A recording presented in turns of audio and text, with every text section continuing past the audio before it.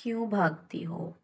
مسرور سے انداز میں کسی نے پیچھے سے کہا تو وہ گھبرا کر پلٹی۔ ولید سامنے سے قدم قدم چلتا آ رہا تھا۔ اس کے لبوں پر فاتحانہ مسکراہٹ تھی۔ وہ نڈھال سی دیوار سے لگ گئی۔ اس کا دوپٹہ تو وہیں رہ گیا تھا۔ اب بغیر آستینوں کے جھلکتے بازو اور گلے کا گہرا گھاٹ اس نے بے اختیار سینے پہ بازو لپیٹے۔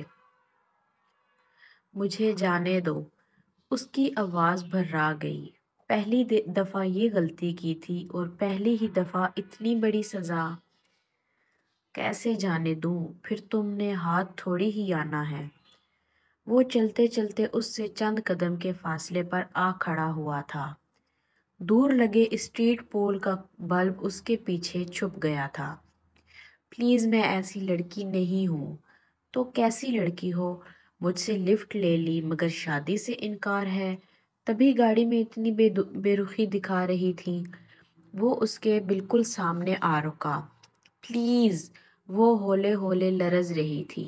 اس میں اتنی ہمت نہ تھی کہ اب ولید کو دھکا دیتی۔ شش! وہ مسکراتے ہوئے آگے بڑھا۔ حیا نے سختی سے آنکھیں میچ لی۔ اس کا سر چکرانے لگا تھا۔ تب ہی اس نے زور سے کسی ضرب لگنے کی آواز سنی اور پھر ولید کی کرراہ۔ اس نے دھیرے سے آنکھیں کھولیں۔ ولید چکرا کر نیچے گر رہا تھا اور اس کے پیچھے کوئی کھڑا نظر آ رہا تھا۔ شوخ نارنجی شلوار قمیض میں ملبوس، میک اپ سے اٹا چہرہ لیے، وہی اس روز والا خواجہ سرا ڈولی۔ اس کے ہاتھ میں ایک فرائنگ پان تھا جو اس نے شاید ولید کے سر پہ مارا تھا۔ وہ ساکت سی اس کو دیکھ رہی تھی۔ ڈولی نے پاؤں سے ایک ٹھوکر ولید کو ماری تو اس کا بے ہوش وجود ذرا پرے ہوا۔ وہ 2 قدم آگے بڑھا اور عین حیا کے سامنے رکا۔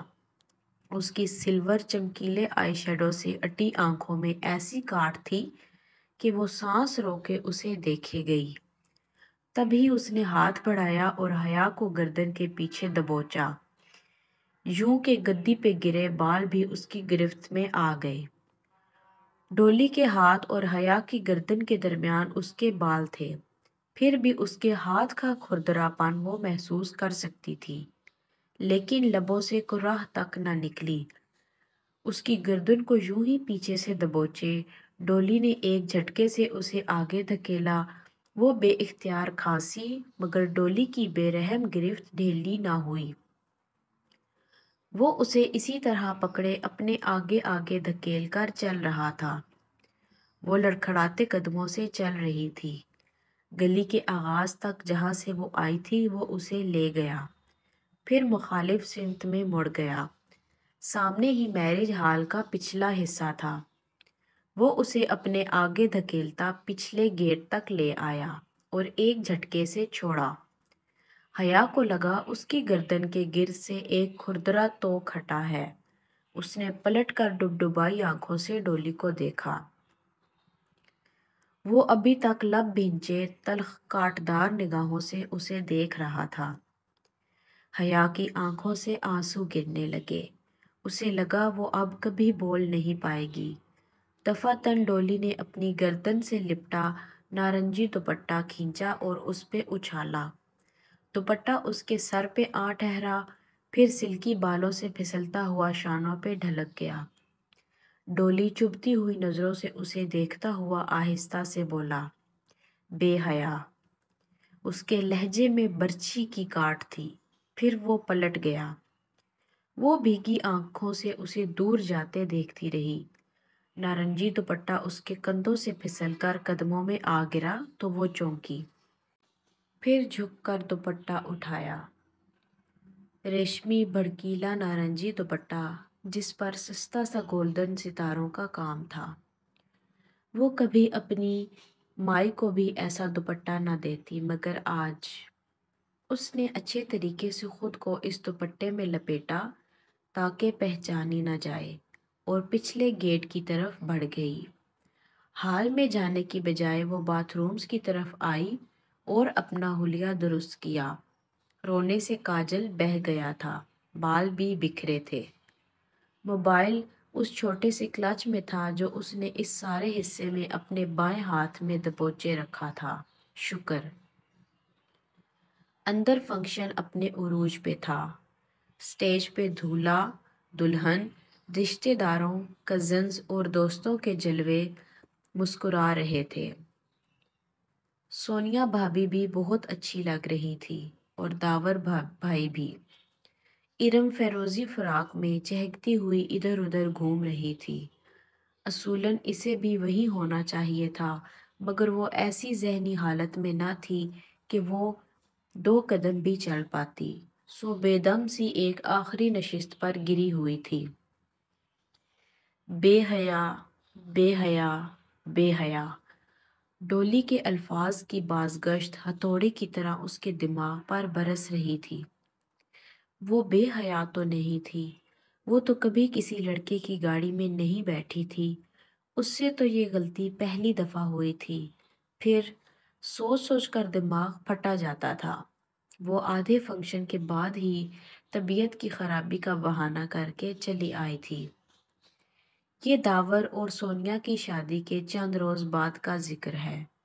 صبح سے سردی بہت بڑھ گئی تھی، دسمبر ختم ہونے کو تھا اور ہوا ٹھٹھرا دینے والی بن چکی تھی۔ ایسے میں وہ کیمپس میں اسکالرشپ کو آرڈینیٹر کے آفس کے باہر دروازے پہ لگی لسٹ دیکھ رہی تھی۔ ایرسمس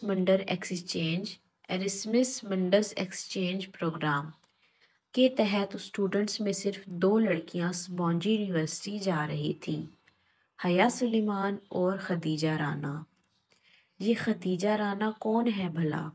وہ سوچتے ہوئے اپنے یخ ہوتے ہاتھ آپس میں رگڑ رہی تھی۔ سردی سے اس کی ناک سرخ پڑ رہی تھی۔ لانگ شرٹ اور ٹراؤزر پر اسٹائلش سا لانگ سویٹر پہنے وہ دروازے کے سامنے کھڑی تھی۔ دفعتاً عقب سے کسی نے پکارا، ایکسکیوز می۔ وہ چونک کر پلٹی۔ پیچھے ایک لڑکی کھڑی تھی، کندھے پہ بیگ، ہاتھ میں ڈائری اور پین اور آنکھوں پر بڑا سا چشمہ۔ وہ اس کو نام سے نہیں پہچانتی تھی، مگر اس کو کئی دفعہ یونیورسٹی میں دیکھا ضرور تھا۔ وہ لڑکی اسے خواہ مخواہ ہی بہت بری لگی تھی۔ یہ حیا سلیمان کون ہے بھلا؟ وہ چشمے کے پیچھے سے آنکھیں سکیڑتے سوچتی ہوئی کہہ رہی تھی۔ حیا نے ایک طنزیہ نگاہ میں اس کا سر سے پیر تک جائزہ لیا، پھر ذرا روکھے انداز میں بولی، میں ہوں۔ اوہ! اس نے جیسے بمشکل اپنی ناگواری چھپائی۔ میں آپ کے ساتھ ترکی جا رہی ہوں حیا۔ میں خدیجہ ہوں، میری فرینڈز مجھے ڈی جے کہتی ہیں، مگر آپ میری فرینڈ نہیں ہیں، سو خدیجہ ہی کہیے گا۔ مجھے بھی حیا صرف میرے فرینڈز کہتے ہیں، آپ مجھے مس سلیمان کہہ سکتی ہیں۔ وہ کہہ کر پلٹ گئی۔ عجیب بد دماغ لڑکی تھی وہ خدیجہ رانا۔ اسے پہلے بھی خواہ مخواہ ہی بہت بری لگتی تھی، اور اب اندازہ ہو گیا تھا کہ اس کے بھی حیا کے بارے میں خیالات کچھ ایسے ہی تھے۔ وہ جیسے ہی گھر آئی، ظفر سامنے آ گیا، بھاگتا ہوا، ہانپتا ہوا۔ حیا بی بی، حیا بی بی، بول بھی چکو اب۔ وہ گاڑی لاک کرتی خوف زدہ ہوئی۔ آپ کو ارم بی بی بلا رہی ہیں۔ خیریت؟ خیریت نہیں لگتی جی، وہ بہت رو رہی ہیں۔ ظفر نے رازداری سے بتایا تو وہ چونکی۔ اچھا، میں آتی ہوں، تم یہ میرا بیگ اندر رکھ دو۔ وہ سیدھا ارم کے گھر کھلنے والے درمیانی دروازے کی جانب بڑھ گئی۔ لاؤنج میں سائمہ تائی اور سونیا بیٹھی تھی۔ سامنے کوئی کامدار دوپٹہ پھیلا رکھا تھا اور دونوں اس کے ساتھ الجھی تھیں۔ آہٹ پہ سر اٹھایا، اسے دیکھ کر دونوں ہی مسکرا دی۔ حیا کیسی ہو؟ بالکل ٹھیک۔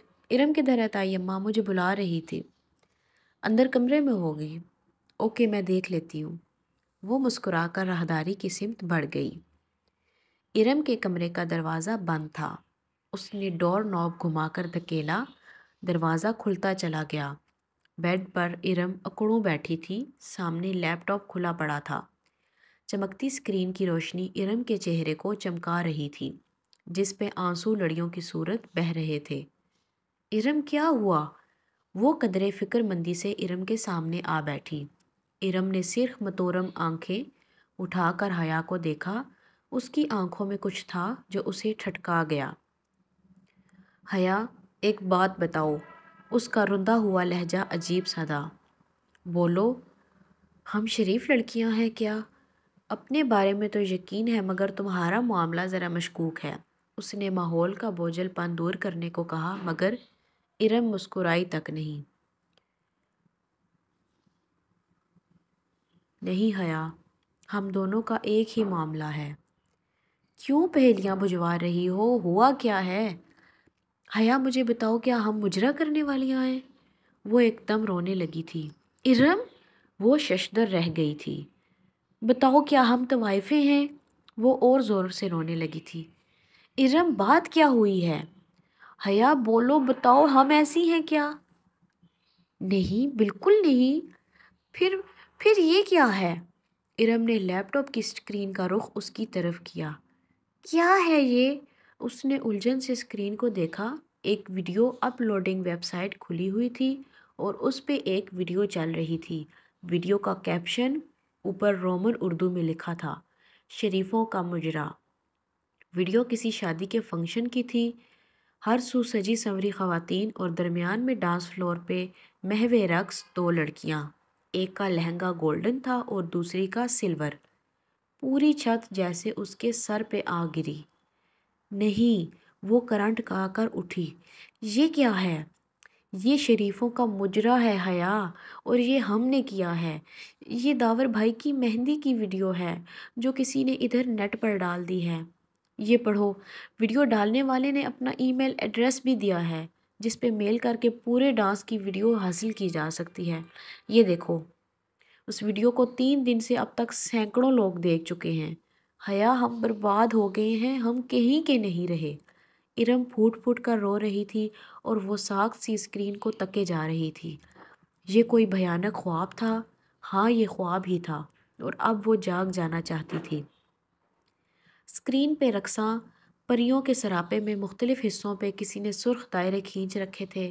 جیسے ہی کوئی لڑکی کسی اسٹیپ پہ جھکتی تو فوراً سرخ دائرہ ابھرتا۔ اس کے کانوں سے دھواں نکلنے لگا۔ نہیں، یہ میں نے نہیں کیا۔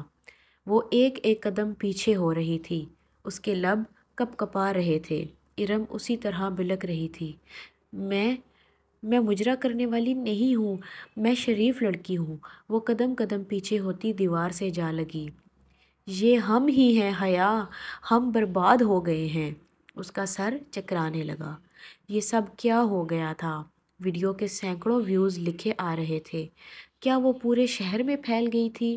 اور اگر اس کے خاندان والوں تک پہنچی تو؟ ابا تو مجھے گولی مار دیں گے ارم، مجھے تو زندہ گاڑ دیں گے۔ مگر یہ ویڈیو کس نے بنائی؟ ہم نے تو مووی والے کو بھی منع کر دیا تھا۔ کسی نے چھپ کر بنائی ہوگی۔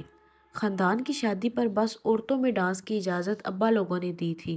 اگر انہیں پتہ چلا کہ ہمارا یہ ڈانس پورے شہر کے لڑکے انجوائے کر رہے ہیں تو کیا ہوگا؟ کچھ کرو ارم۔ اس کا سکتہ ٹوٹا۔ وہ تیزی سے ارم کے قریب آئی۔ میں نے اس ویب سائٹ پر رپورٹ تو کی ہے لیکن ویب سائٹ نے ایکشن لے کر ویڈیو بنا دی۔ تو بھی یہ سی ڈی پر تو ہر جگہ مل رہی ہے۔ ایسی چیزیں تو منٹوں میں پھیلتی ہیں، ہم کہاں کہاں سے اسے ہٹوائیں گے؟ خدایا، یہ کیا ہو گیا ہے؟ وہ بے دم سی زمین پہ بیٹھتی چلی گئی۔ اگر ابا یا بھائی میں سے کسی کو معلوم ہو گیا تو اوہ خدایا، ہم کیا کریں؟ ایپیسوڈ نمبر 4 سننے کے لیے اس چینل کو سبسکرائب کریں۔ شکریہ۔ اللہ حافظ۔